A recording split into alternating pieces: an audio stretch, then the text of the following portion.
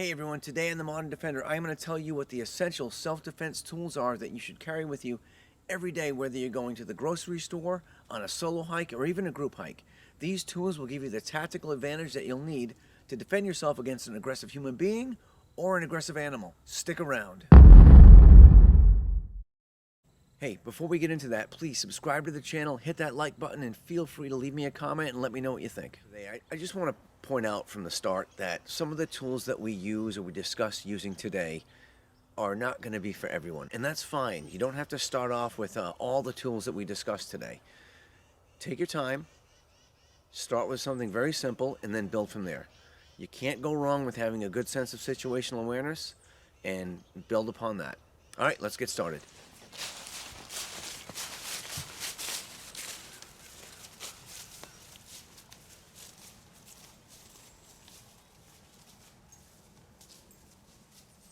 So the first one I want to discuss today is OC pepper spray. It is phenomenal. It gives you the ability to walk away from a violent encounter, whether it's against a human or an aggressive animal, and it is a fantastic first line of defense.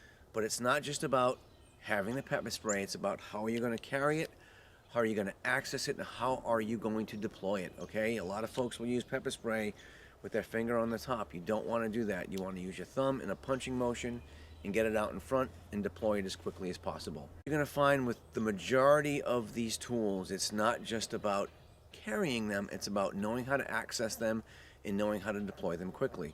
Now I carry this one just about every day. It's on a belt holster, but there are other sizes. This one's more of a cone shape and it's bigger, so if I'm going into the woods on a longer hike where there are animals that might become aggressive, I'm going to want to carry this one because it comes out in more of a cone. It's kind of like a mini fire extinguisher. This one kind of comes out like a stream, and it's perfect for human beings, okay? And then they have the bigger ones, which are the bear spray, which is a much larger fire extinguisher type deployment of the pepper spray. And this is great for bears and other things like people and dogs. So, you know, I'm not going to saying you should go around and spray dogs with them, but if you do have an aggressive animal, it's something that will work fantastically. It will give you the ability to walk away and not have to resort to another form of self-defense. All right, so next are tactical flashlights. So tactical flashlights are not the types of flashlights that we're used to years ago. These things put out tremendous amounts of light, and they come in all shapes and sizes. This is a Surefire stiletto. I almost just dropped. And it puts out 1,000 lumens. It's got a few settings. It's got a 30 setting, it's got a 300 setting, and it's got a 1,000 lumen setting.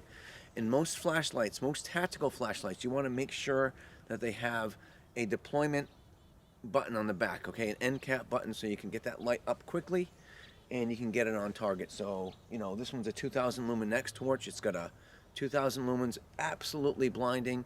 It also has a strobe function, so you can kind of disorient folks a little bit. And this is an 1800 lumen Olight.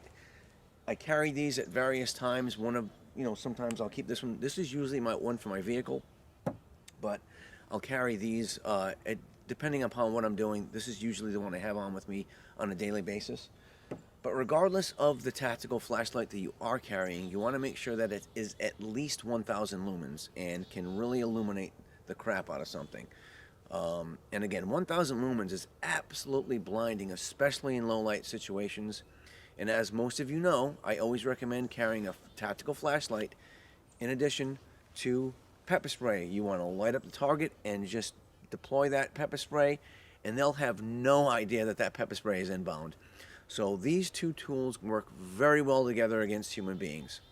Tactical flashlights, even though they do help a little bit, don't really help a lot with aggressive animals. So you want to make sure that you have other tools in your arsenal.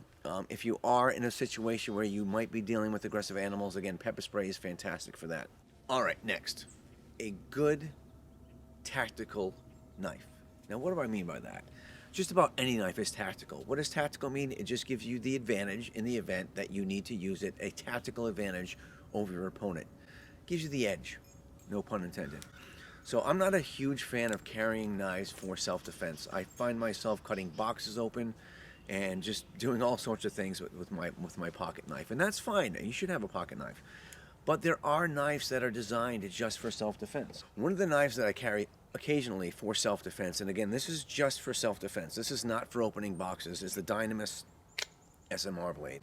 It fits right inside your waistband. It's got a nice hook for drawing.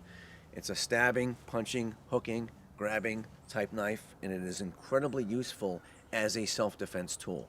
Again, this is something you're gonna have to train with. I did a video, it's right here on this SMR blade, and it is it's a great self-defense tool, and hey, even comes with a bottle opener, okay, if you're into that sort of thing. All right. Next, I do carry sometimes, occasionally, when I'm out in the way out, is the K-Bar USMC blade. It's a great knife, and it is a phenomenal throwing knife. Okay, so if you want to kind of expand your training a little bit, we're going to be doing a video series soon on knife throwing, and we're going to work on some typical throws that you can do with it with a blade like this. It's a phenomenal self-defense tool, and it's great. Carrying a knife like this also provides you shelter. It provides you firewood.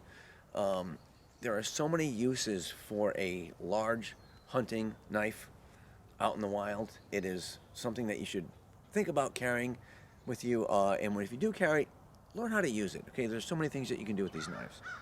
And I have another one here that was given to me by a friend. It's a custom.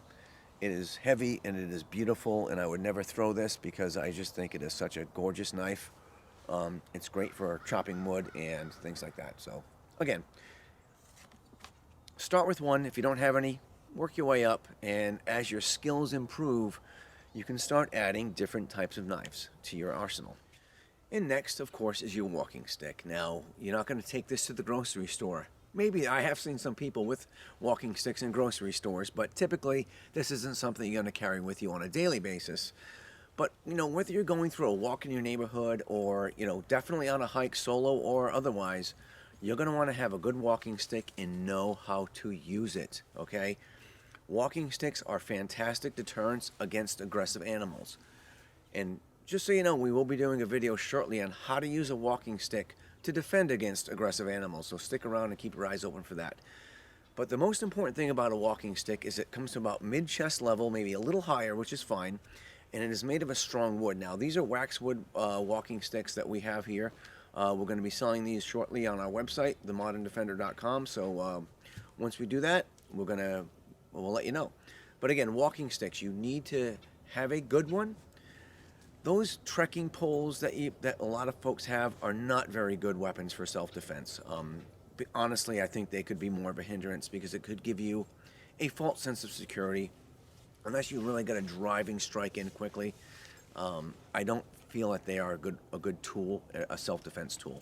So again, get a good hardwood walking stick, or like these light, very strong, very powerful waxwood walking sticks, and just take it from there. I've done a ton of videos on these walking sticks, on how to use them for self-defense. So I highly recommend you checking out some of those videos if you're interested in finding out a little bit more about how to use one for self-defense, okay? So again, good walking stick is very important. And the next tool, which is again not for everybody, and as you guys know, I am a firearms instructor in addition to all the other things that I teach. But right now I am carrying my SIG P365, and walking sticks are great for violent encounters, absolutely.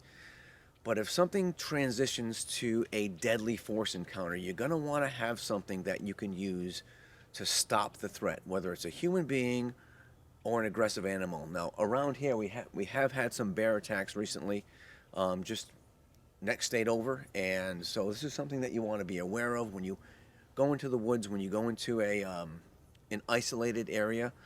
Now, thankfully, most national parks in the United States, most of them, not all of them, but most of them, will allow you to carry, whether concealed, mostly concealed, but sometimes open carry, which I'm not a big fan of, by the way. If you do carry, you should carry concealed. Regardless, whether you're in a national park, anywhere in the United States, you do want to check just to be sure. But most of them, if you are of legal age and you can legally own a firearm, then you can open carry open carry or concealed carry in a national park. But you do want to check that out first. So that's a good thing. But you do want to know your area, and you do want to become proficient with all these tools. You can't just carry them. That would be a huge mistake. You need to practice and train in how you're going to access and deploy these tools in the event that you need them. Just because you're carrying a gun doesn't mean you can use it, okay? That's the last thing you want to do. You're going to get yourself into big trouble if the first tool you go for is your firearm.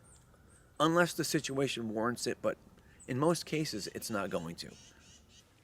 It's not just carrying these tools. It's knowing how to use them, knowing how to quickly access them, and deploy them in the event that you need them. They're no good if you can't access them and get them into the fight. You need to train, you need to practice, you need to get in good reps so that when the time comes, you can access these quickly and use them as a self-defense tool. Thanks again for watching this episode of The Modern Defender. Please like, share, and subscribe. We'll see you next time. Stay safe out there, everybody.